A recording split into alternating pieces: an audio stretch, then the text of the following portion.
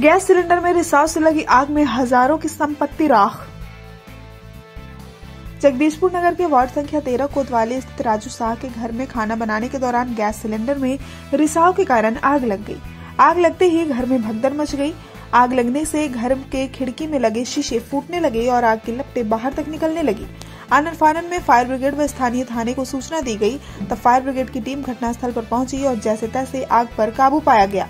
वहीं प्रत्यक्षदर्शियों ने बताया कि सही समय पर फायर ब्रिगेड की टीम पहुंचने से एक बड़ी घटना होने से बच गई। अगलगी की इस घटना में घर में रखे हजारों रुपए मूल्य के सामानों के क्षति होने की बात बताई जा रही है। घटना की सूचना मिलने पर पहुंची स्थानीय पुलिस आग लगने के कारणों और अगलगी से होने वाले नुकसान की छानबीन में जुट गई है। भोजपुर न्यूज के लिए जगदीशपुर से अभिषेक हर्षवर्धन की रिपोर्ट।